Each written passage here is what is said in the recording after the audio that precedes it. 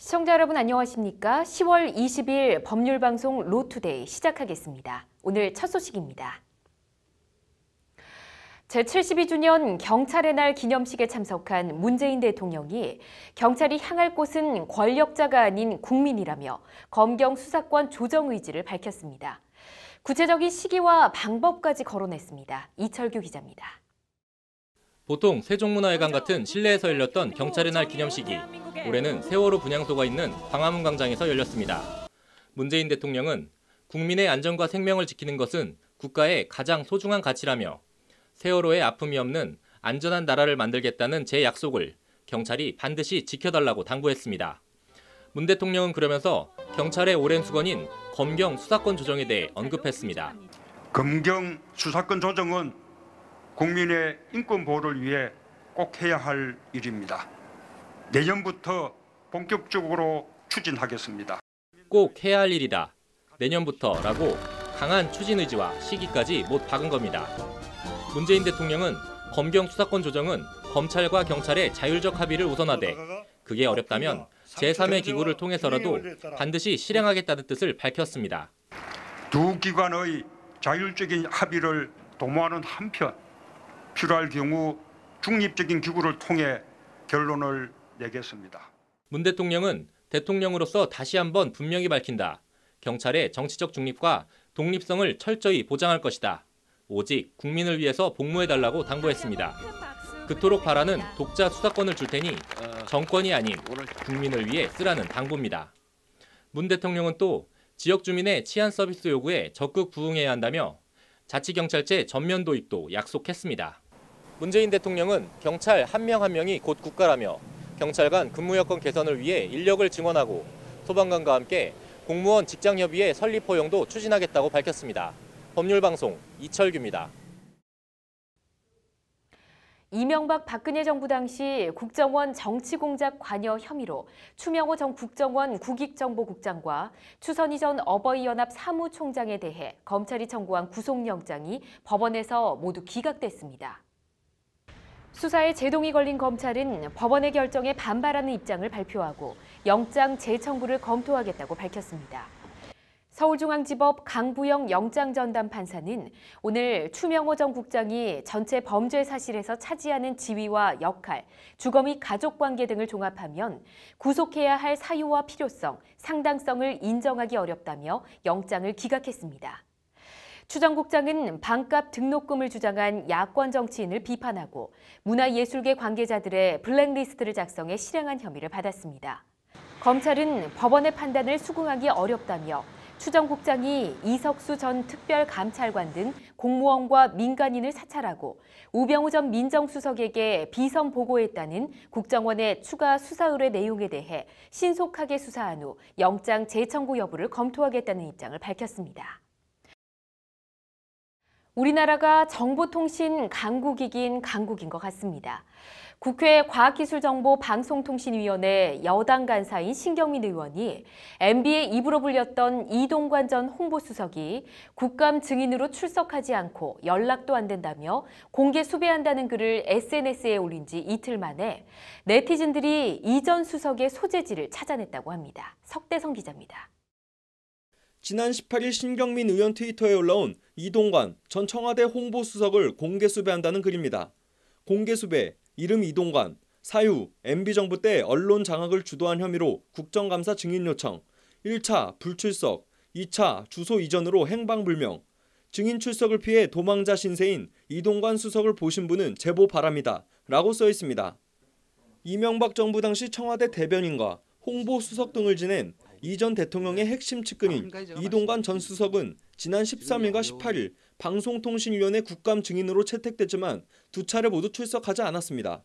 해당 글은 3,700건 넘게 리트윗됐고 네티즌들 사이에선 난데없는 이동관 찾기 놀이가 벌어졌습니다. 신경민 의원의 트위터 글에 따르면 어제 가평의 한 골프장에서 이동관 전 수석을 목격했다는 제보가 올라왔고 글을 올린 이틀 만인 오늘 이 전 수석의 소재지를 확보했다는 글이 올라왔습니다. 신 의원은 트위터를 통해 여러분 덕분에 드디어 이동관에게 출석 요구서를 전달했다며 10월 31일 이명박 언론 장악의 실체를 낱낱이 파헤칠 수 있도록 끝까지 관심 가져달라는 글을 남겼습니다. 네티즌들의 이른바 찾기 놀이는 이번이 처음이 아닙니다. 지난해 12월 국정농단 사건 청문회 당시에도 우병우 전 민정수석이 청문회에 참석하지 않자 네티즌들은 공개수배 전단지를 만들어 배포하며 찾기 놀이를 벌인 바 있습니다. 네티즌들은 당시 증강현실 기술을 이용해 만화영화 캐릭터를 찾는 스마트폰 게임 포켓몬고에 빗대 우병우 찾기 놀이에 우병우고라는 이름을 붙이기도 했습니다. 무거운 정치에 네티즌들의 발랄함이 더해진 이른바 누구누구 찾기 놀이. 국감 출석 요구서를 전달받은 이동관 전 수석이 국감장에 나올지 궁금합니다. 법률방송 석대성입니다. 또래 여중생을 무릎 꿇려놓고 공사 자재 등으로 마구 때려 피투성이를 만들어 충격을 준 이른바 부산 여중생 폭행 사건의 첫 재판이 열렸습니다. 재판장이 3명의 가해 학생에게 개 돼지도 이렇게 때려서는 안 된다고 아주 엄하게 꾸짖었다고 합니다. 장한지 기자입니다. 부산 여중생 폭행 사건 피해 학생의 부모가 SNS를 통해 공개한 피해 여중생 모습입니다. 모자이크를 했는데도 퉁퉁 붓고 상처가 찢어진 모습이 끔찍합니다. 가해자인 14살 김모, 정모, 윤모 양이 폭행 사실을 신고했다는 이유도 아닌 이유로 동갑내기 여학생을 무자비하게 폭행한 겁니다. 어제 오후 부산지법 서부지원에서 열린 첫 재판에 구속된 김양과 정양은 수의를 입고 나왔고 불구속 상태인 윤양은 교복을 입고 나왔습니다. 재판을 맡은 임광호 부장판사는 중국 조폭 영화에나 나오는 것처럼 때렸다. 개 돼지도 이렇게 때려선 안 된다고 가해 여학생들을 엄하게 꾸짖었습니다. 김양 등은 폭력행위 등 처벌에 관한 법률상 공동상해 혐의와 특정 범죄 가중처벌 등에 관한 법률상 보복상해 혐의 등을 받고 있습니다. 집단으로 폭행한 것은 폭력행위 등 처벌에 관한 법률에 적용을 받고요. 보복을 목적으로 폭행한 경우에는 특가법에 적용이 되는데요. 하나의 행위가 두 개의 법률에 적용이 될 때는 상상적 경합이 돼서 무거운 형으로 처벌을 받습니다. 가해 여학생들은 혐의를 인정하며 많이 후회하고 반성하고 있다. 피해자와 피해자 가족, 우리 가족들에게도 미안한 마음이라고 말했습니다. 재판장은 구속된 김양과 정양에게 구치소 생활이 힘드냐고 물었지만 김양 등은 고개만 숙였을 뿐 말을 잇지 못했습니다. 재판부는 가해 여학생들에게 만약 내가 피해자처럼 폭행을 당했다면 어떻게 했을지를 생각해서 다음 기일에 답변하라는 숙제를 내줬습니다. 부산 여중생 폭행 사건 2차 공판은 다음 달 23일 열립니다. 법률방송 장한지입니다.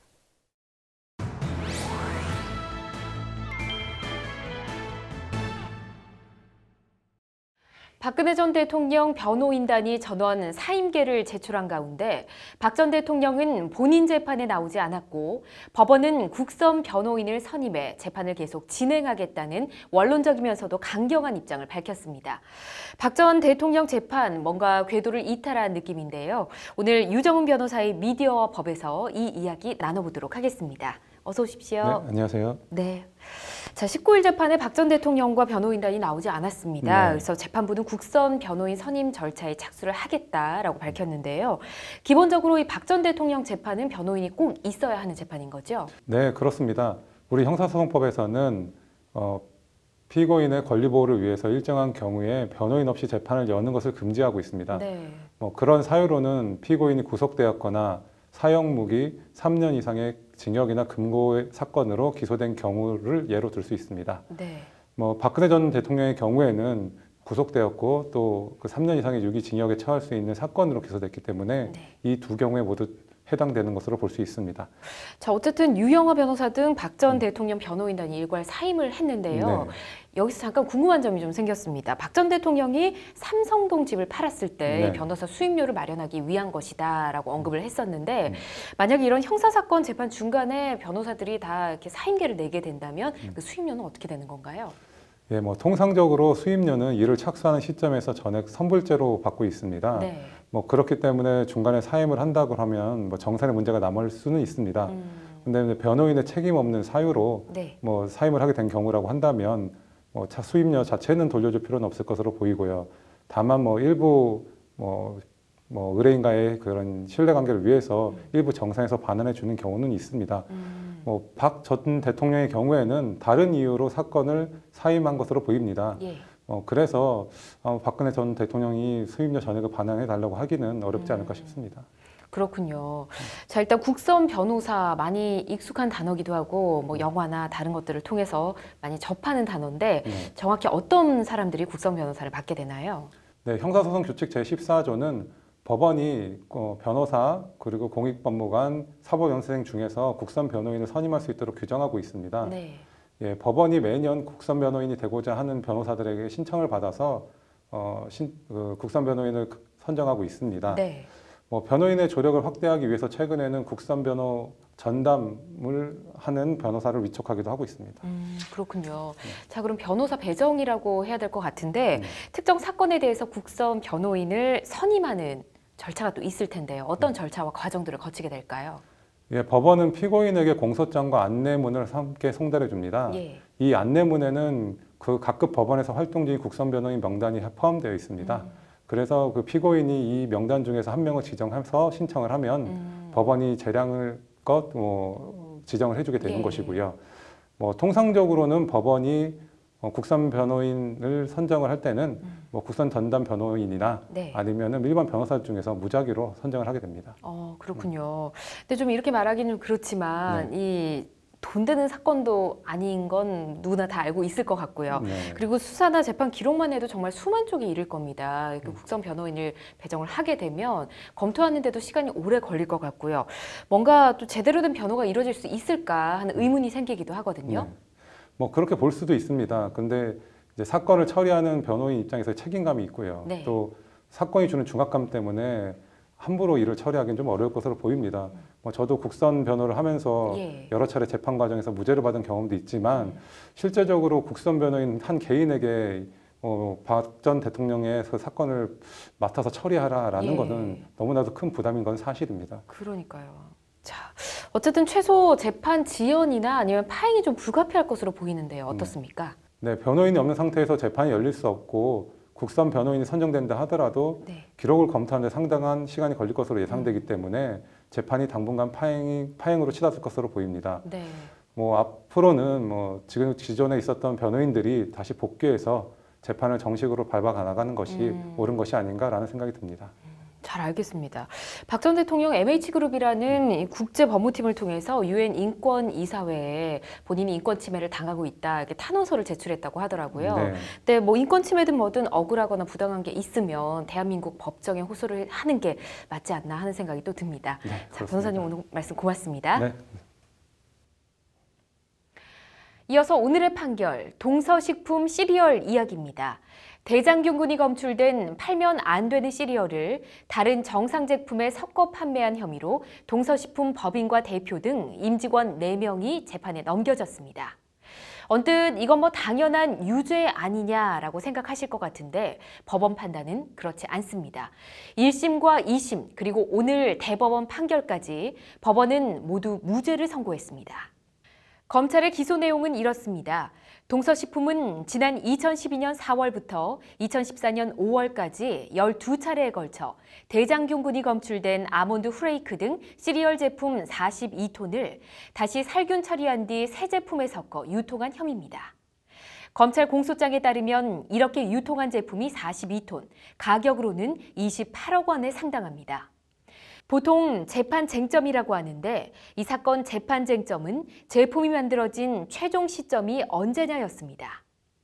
검찰은 대장균군 검사 시험을 하던 때, 그러니까 대장균군이 검출된 시점에 이미 하나의 완성된 제품으로 포장까지 다 완결된 상태였기 때문에 이때를 제품이 만들어진 최종 시점으로 봤습니다.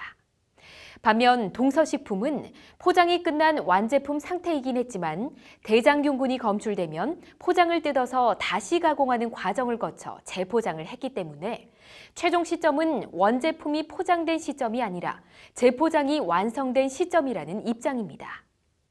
이게 재판 쟁점이 된 건 제품이 완성된 시점을 언제로 보느냐에 따라 식품위생법 위반 여부가 갈리기 때문입니다. 법원은 동서식품 손을 들어줬습니다. 포장까지 완료됐다고 하더라도 그 이후 검사 과정을 반드시 거치는 이상 적어도 그 단계에서는 식품 제조 과정 자체가 완전히 종결된 최종 제품으로 볼 수 없다는 것이 법원 판단입니다. 어떻게 생각하시나요? 이 논리를 따라가면 예를 들어 유통기한이 끝나가 반품된 제품을 다시 뜯어 재가공해 재포장해서 팔면 무죄가 될까요? 유죄가 될까요? 다 떠나서 굳이 대장균군이 검출된 제품을 다시 재사용해서 제품을 만들어 팔아야 하는지, 이게 시리얼 조금만 갖고 그런 건지 왠지 빙산의 일각이라는 생각이 드는 건 왜일까요? 오늘의 판결이었습니다. 이어서 법조계 소식 전해드립니다. 서울가정법원은 오늘 여성가족부 관계자 등이 참석한 가운데 양육비 산정기준표 개정을 위한 공청회를 열었습니다. 성백현 서울가정법원장은 공청회 논의 내용을 토대로 양육비 산정기준표의 적용 성과를 점검하고 새로운 통계자료를 반영해 산정기준을 개정할 방침이라고 말했습니다. 제주지검이 전국 최초로 검찰 수사 단계에서 변호사의 변론권을 보장하는 변론기일제를 시범 운영한다고 밝혔습니다. 변론기일제는 특정 변론기일을 정해 사전 면담 요청을 한 변호인이 검사를 상대로 변론할 수 있는 제도입니다. 단독 변론은 하루 전까지, 쟁점 정리가 필요한 사안은 일주일 전까지 신청해야 합니다. 법인권사회연구소는 25일 서울시민청에서 시민헌법에 눈뜨고 개헌을 말하다 특강을 연다고 밝혔습니다. 윤지영 공익인권법재단 공감변호사와 한상희 건국대 로스쿨 교수 등이 국민기본권과 개헌에 대해 강의합니다. 법무법인 바른이 사회적 취약계층에 대한 법률 구조와 경제적 지원을 위한 공익사단법인 정을 설립했다고 밝혔습니다. 여성, 청소년, 장애인 법률 구조, 탈북민 지원, 이주 외국인과 난민 법률 구조 등에 나설 계획입니다.